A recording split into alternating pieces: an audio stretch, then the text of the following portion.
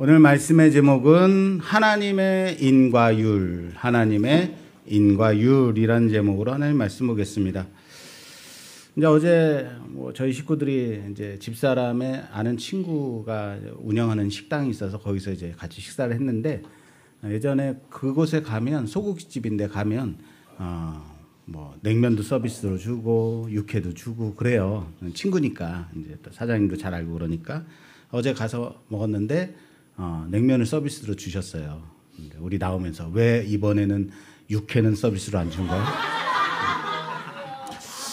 그 어떤 가게들이 이제 요즘은 소셜을 통해서 이제 광고가 많이 되잖아요. 처음에 이제 이 집 정말 맛있다.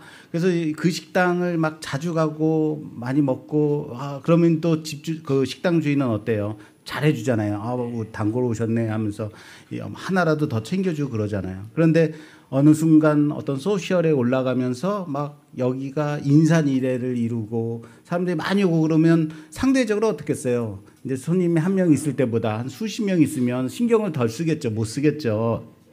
그러면은 우리는 그때 그래요. 야, 이거 잘 된다고 옛맛이 안 나. 맛이 예전 같지 않아. 이런 말들을 하게 되죠. 과연 맛이 예전 같지는 않을까요? 우리 마음속에는 뭐가 있냐면 나를 잘해줄 때는 맛있었는데 나에게 소홀하게 하면 어때요? 맛이 없다라고 평가를 해버리는 일종의 그 집이 잘 되는 게 시기심이 드는 것일 수도 있어요. 오늘 이 시기심에 대한 얘기를 좀 하려고 그래요. 지난주 우리는 사도행전 13장의 비시디아 안디옥에서의 복음을 전파하는 모습을 봤습니다.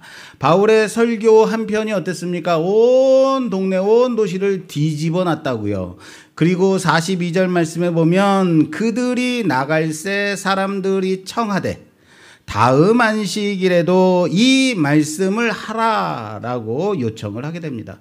다음 주일날도 와서 말씀 좀 전해주세요 라고 한 거예요. 그 결과가 어떻게 됐을까요? 마지막에 되면 이렇습니다. 그 다음 안식일에는 온 시민이 거의 다 하나님의 말씀을 듣고자 하여 모이니라.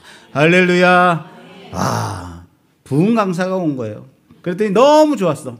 그랬더니 다음 주에도 좀 강사님 또 증거해 주세요. 말씀 전해 주세요. 그랬더니 딱 와서 전하려고 와서 봤더니 완전히 미어 터진 거죠. 그죠? 도시에 거의 모든 사람들이 온 거예요. 요즘은요, 교회에서 부흥해야 한다. 그래서 프랜카드 붙이고 정말 유명한 목사님들 온다 그래도요, 안 모여요. 거기까지가 그냥 유튜브로 보면 되지. 이런 식이에요. 그런데 당신은 어땠습니까? 다른 매체가 없었죠. 사람들이 충격을 받았죠. 도전을 받았죠. 거의 도시에 거의 모든 사람들이 와서 이 말씀을 들었다. 그렇습니다. 온 성이 거의 다 모였다라고 할 정도로 엄청난 인파가 몰려들었습니다. 그러나 꼭 좋은 반응만 있었던 건 아니죠. 다른 반응이 있었죠. 어떤 반응이었습니까? 이 상황의 시기심에 가득 찬 유대인들이 있었다라는 겁니다. 유대인들은 바울과 바나바를 공격합니다. 그리고 그들은 그곳에서 쫓겨나게 됩니다. 수많은 사람들이 예수를 믿고 그 복음을 환영했는데 유대인 몇몇이 바나바와 바울을 쫓아내죠. 바울과 바나바는 발에 먼지를 떨어버리고 그 도시를 떠나게 됩니다.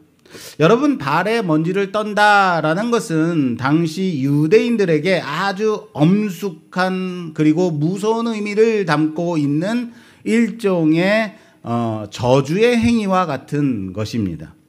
유대인들은요, 이방 땅을 이제 여행하다 유대인의 땅으로 다시 돌아오게 될 때 이방 지역을 여행하다가 묻은 어떤 먼지나 티끌 같은 것을 이제 유대 땅으로 들어오면서 그 먼지를 다 떨어버립니다. 발에 먼지를 떤다라고 합니다. 신발에서 발에 먼지를 떠는 이 행동을 하게 되는데 이것은 나는 저 부정한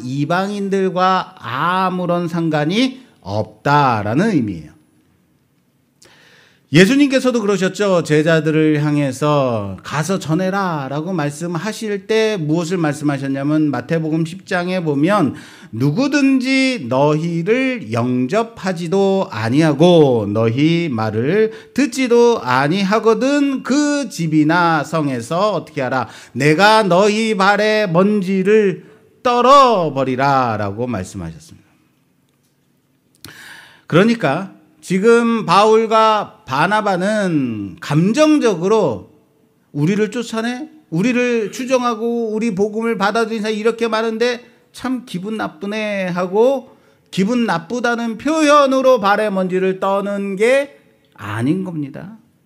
그들은 예수님의 명령에 순종하여 복음을 거부한 도시에 그 사람들에게 이 말 하나님의 공의로운 심판을 선포하고 있는 것입니다. 그런데 지금 바울과 바나바는 누구를 향해서 이 행동을 했는가? 이방인들인가요? 이방인들이 아닙니다. 복음을 받아들이지 않고 있는 바로 동족 유대인들을 향해서 이것을 한 것이다. 이것의 의미가 뭐라 그랬습니까? 우리는 하나님의 생명의 복음을 너희에게 전했다. 그러나 너희가 이 복음을 거부했기 때문에 이제 너희는 하나님 앞에서 이방인의 부정한 땅과 다름없게 되었다. 그러므로 이 복음을 거절한 것에 대한 책임, 심판은 모두 다 누구에게 있다? 너희에게 있다. 우리에게 있지 아니하다라는 의미입니다. 발에 먼지를 떨어버린 것.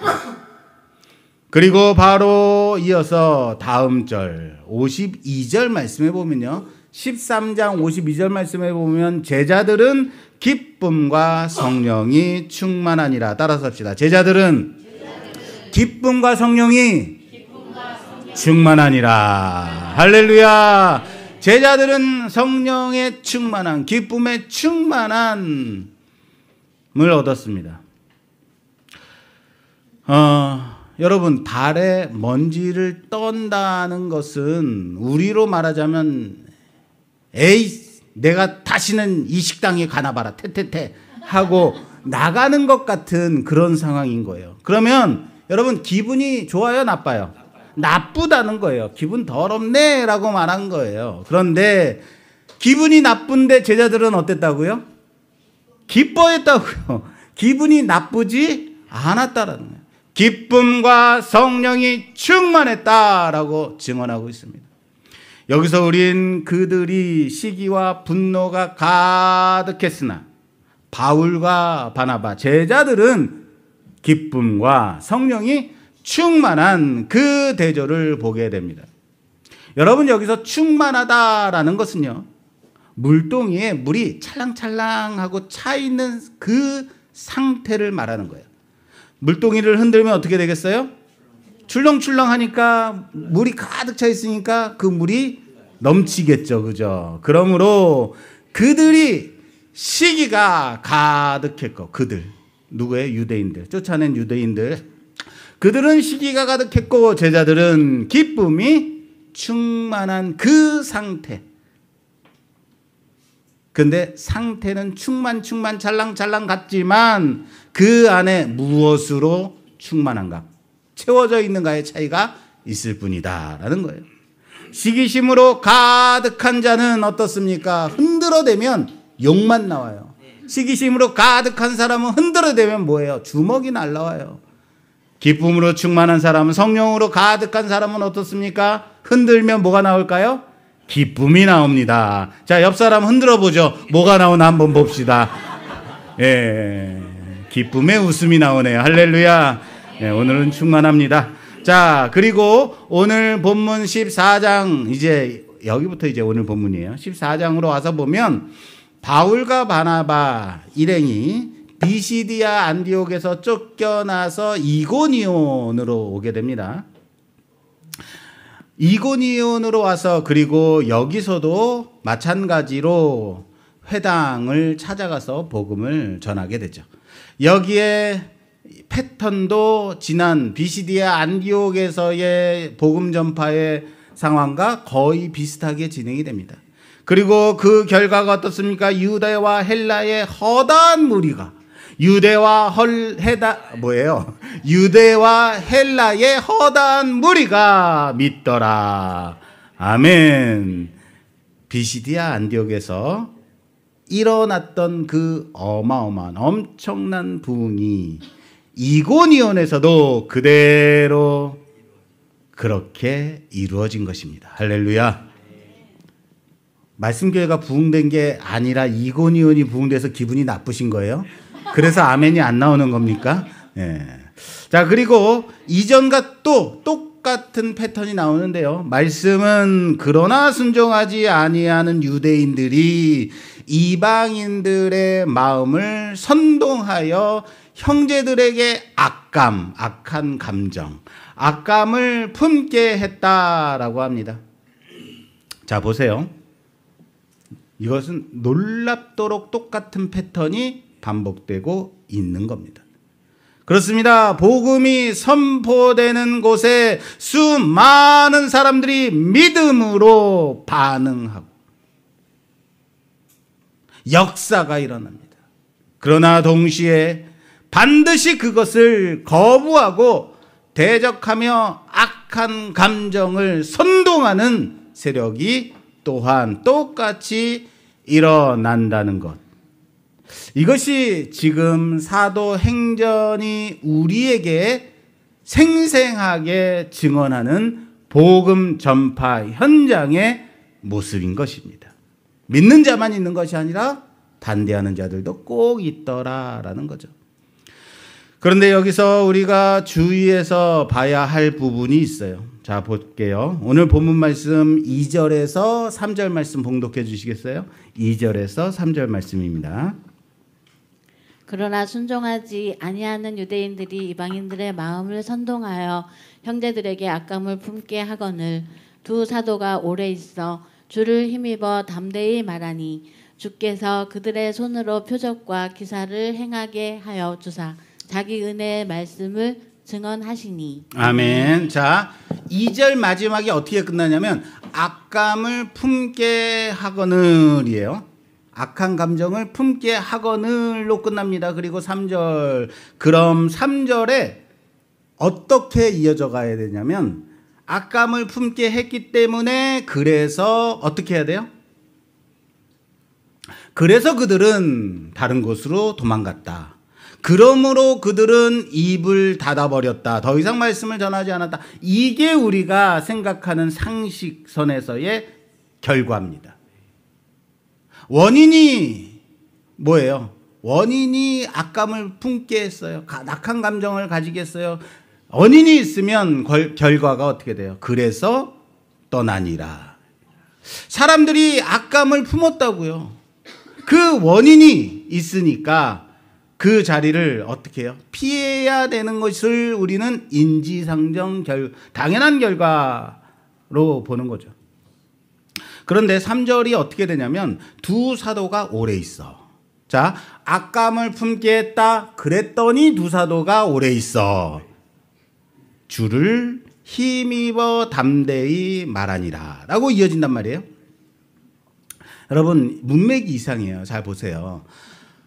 여러분, 어떻게 악감을 품었으니까, 어떻게 악감을 품으니까 오래 머물러로 연결이 되느냐 말이에요.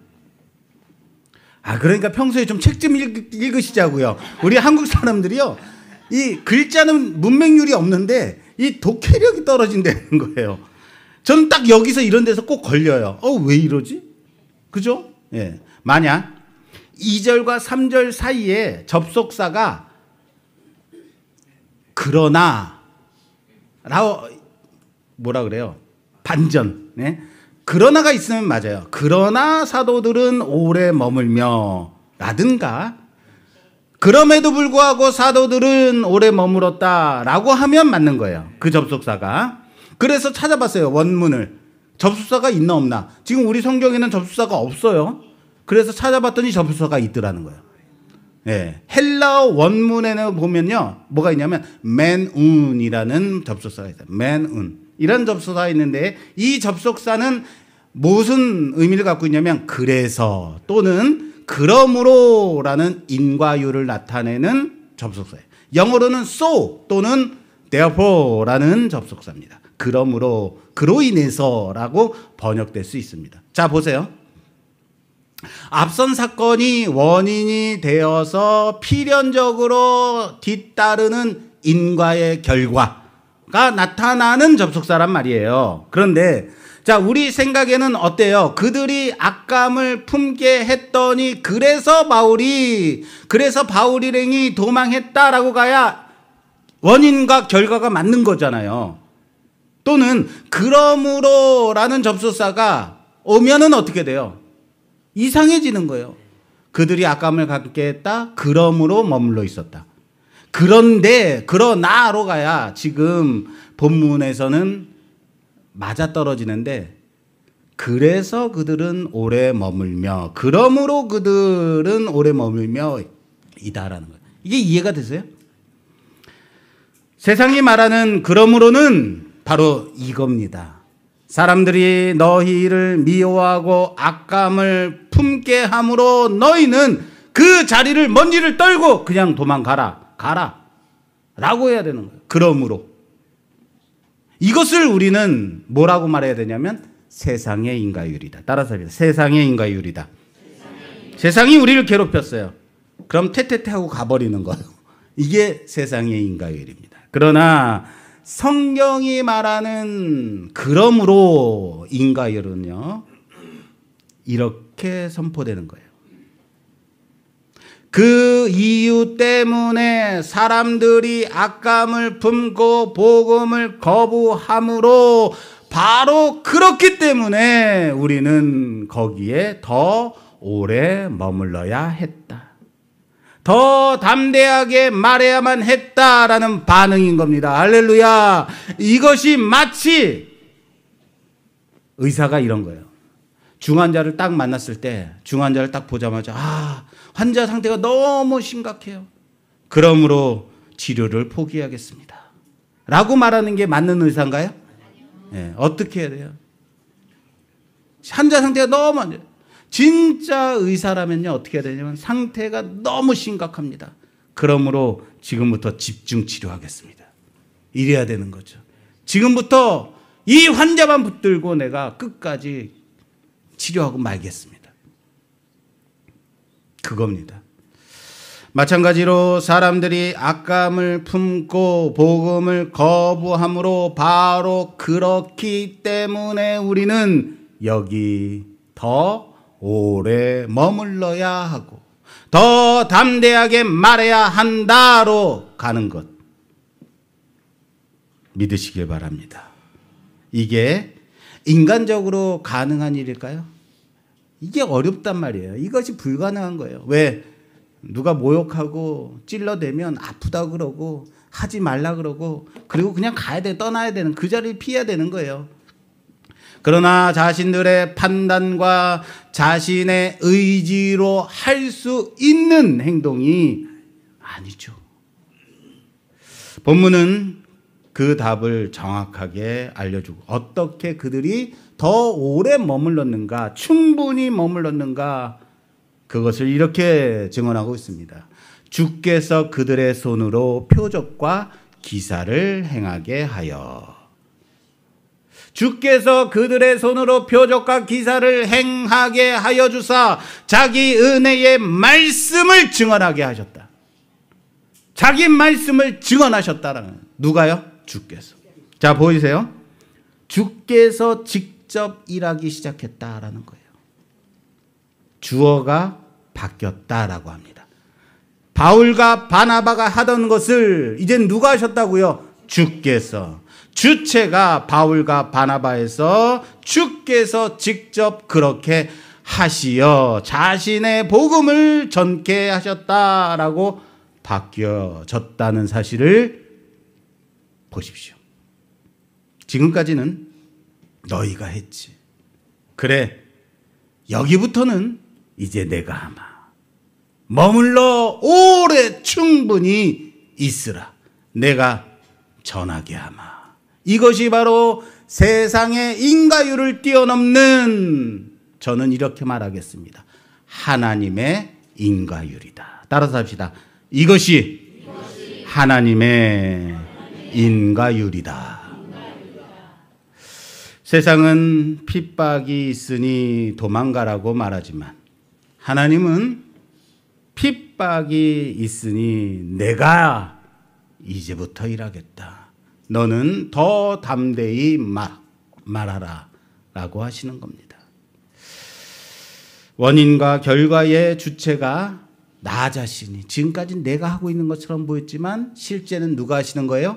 하나님이 하시는 겁니다. 이것이 바로 하나님 나라의 인과율임을 믿으시길 바랍니다. 자, 옆 사람과 인사합시다. 하나님의 인과율로 삽시다.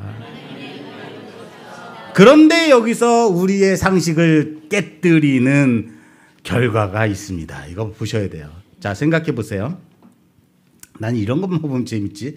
자, 지금까지는 누가 했어요? 바울과 바나바가 전했어요. 그랬더니 그래서 믿는 자도 생겼지만 반대하는 사람도 생겨나서 어떻게 했었어요? 쫓겨나기 일보 직전인 거예요. 그래도 너희는 오래 머물러 있으라 라고 말씀하시죠? 누가 하시겠다고? 내가 하겠다. 하나님이 하시겠다. 주체가 주께서로 바뀌었다고요. 그래서 주께서 전하시니까 지금까지 반대하던 무리들이 세력이 산산이 부서졌다. 모든 자들이 주께로 돌아왔다. 심지어 반대하던 유대인까지도 돌아왔다. 맞나요? 그렇죠. 아니죠. 세상에 하나님이 하시겠다고 했는데, 그래서 하나님이 하셨더니, 하나님, 그럼 하나님이 한번 해보세요, 대신아. 그랬더니 어떻게 됐어요?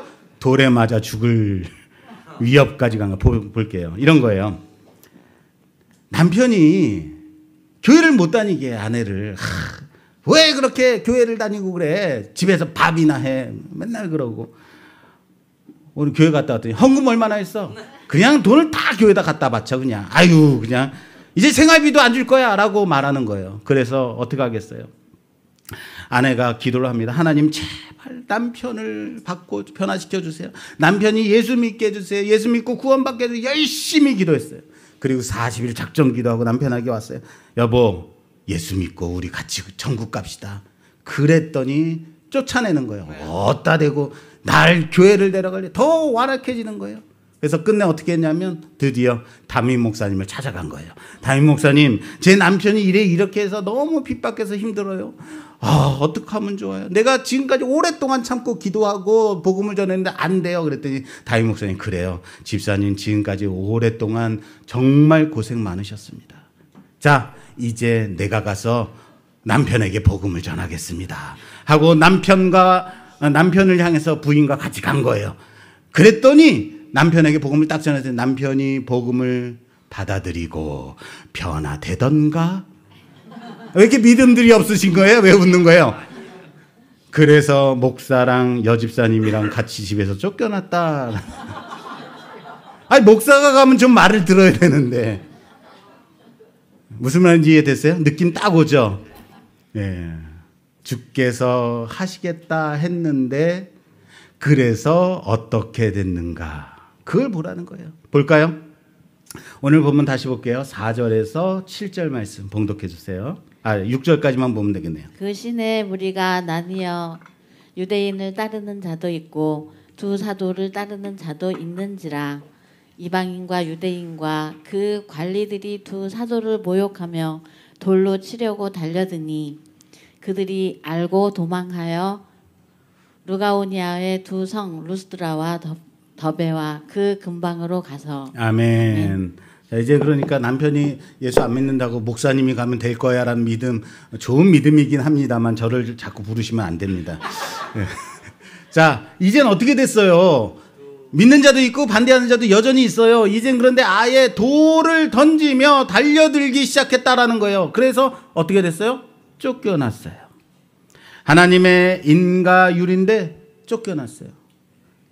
이 결과가 그러면 하나님의 인과율인데 쫓겨났다, 이게 맞는 건가? 결과가 이래야만 하는가? 아니에요. 그건 하나님의 인과율의 결과가 아니라 우리의 기대치였을 뿐인 거예요. 하나님이 하신다면 그래, 우리는 쫓겨나지 않고 편하게 말씀을 전할 수 있고 복음을 전할 수 있어라고 생각하는 것은 뭐예요? 그거는 우리의 기대치라고요. 자, 비시디아 안디옥에서도 그랬었고 이고니온에서도 마찬가지였습니다. 복음이 전파되자 믿는 무리가 생겨났고 동시에 순종하지 않는 유대인들이 중심이 되어서 격렬한 반대편이 일어나게 됩니다. 그리고 이 반대하는 사람들이 복음의 확산을 막기 위해서 어떤 일을 하게 되냐면요, 자신들의 편을 들어줄 세상의 힘과 공권력까지도 끌어들이게 되더라라는 거예요.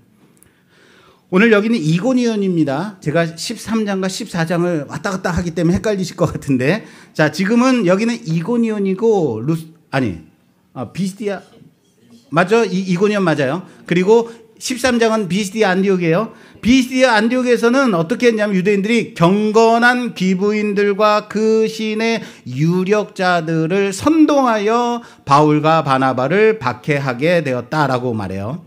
자, 여기서 경건한 귀부인들이라고 말하는 것은 그냥 신앙심이 좋은 아주머니를 말하는 것이 아닙니다.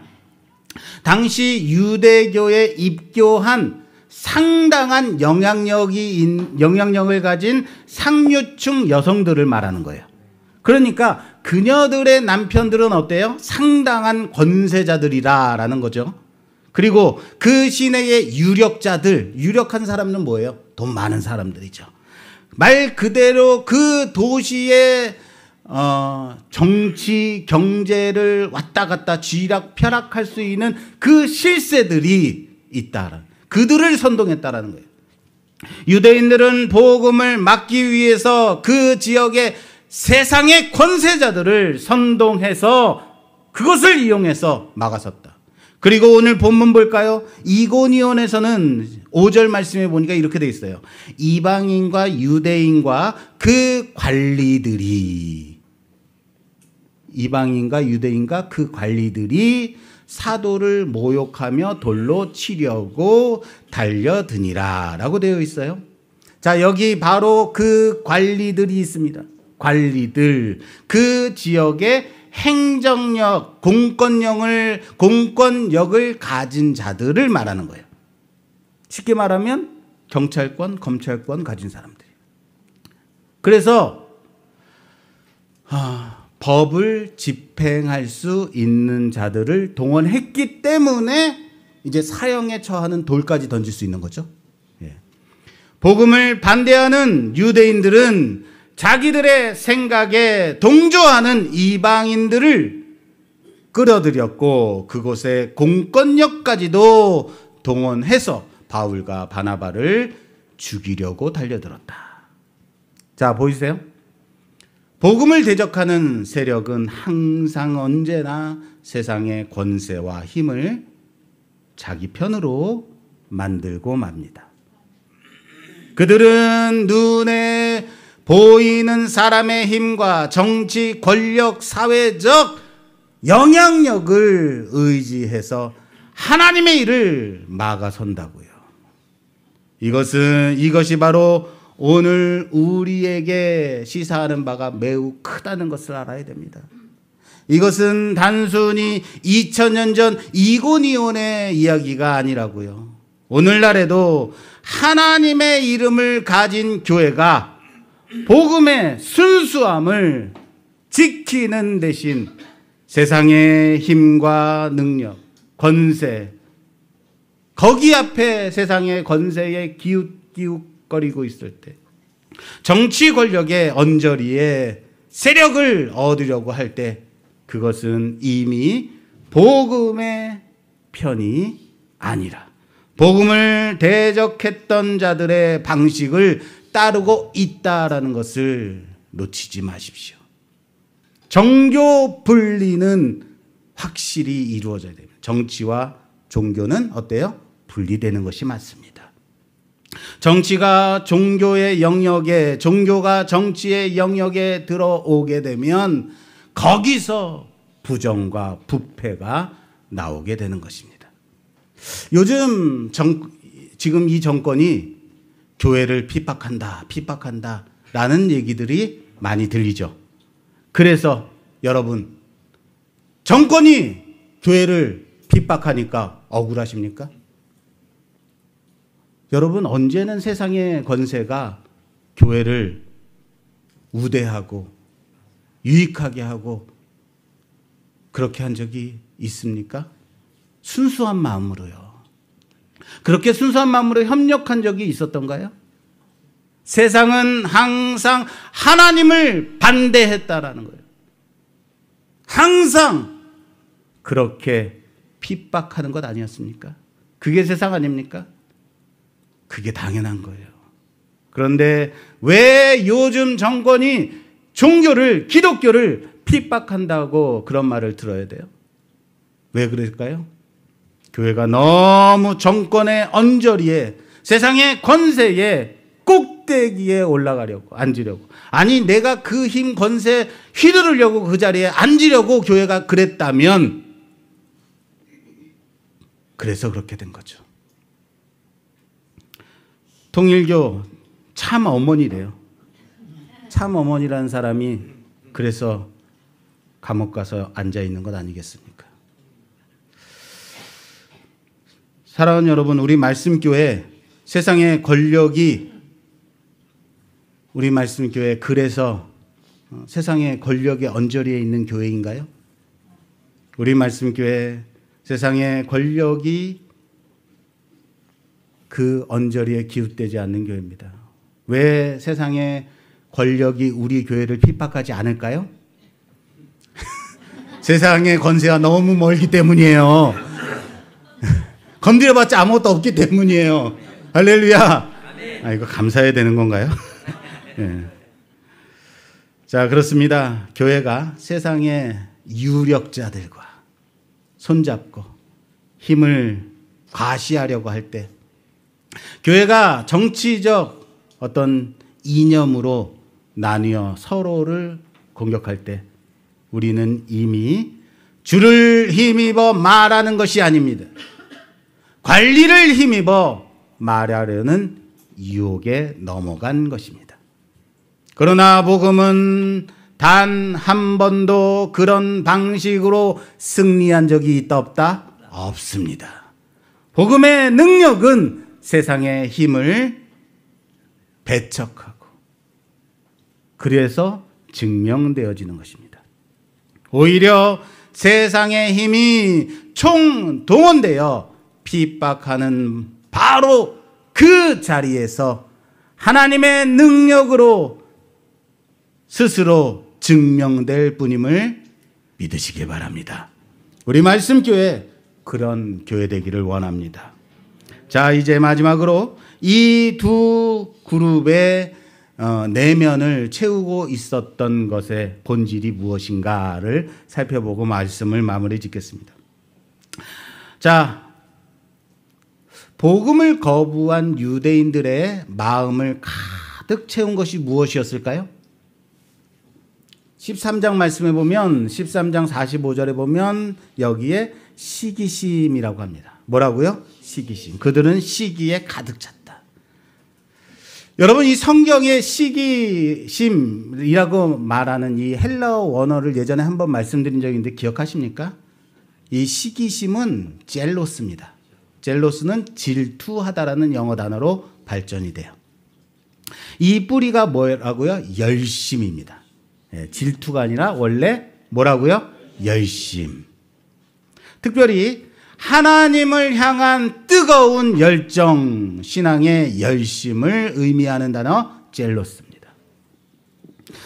그런 종교적인 단어인데 이게 자기 자신을 가리켜 율법의 열심으로는 흠이 없는 자다라고 말했던 바울이 사용했던 그 단어예요.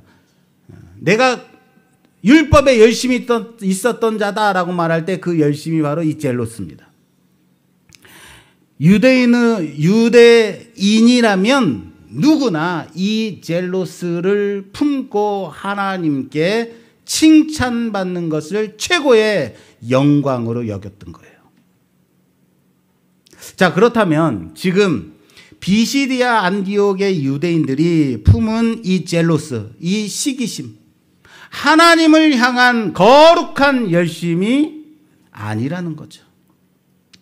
성경은 그들의 젤로스가 시기였다라고 증언하고 있습니다. 똑같은 단어인데 그 방향이 완전히 뒤틀려 버린 상태. 무엇이 그들의 거룩한 열심을 파괴적인 시기심으로 변화시켰을까요?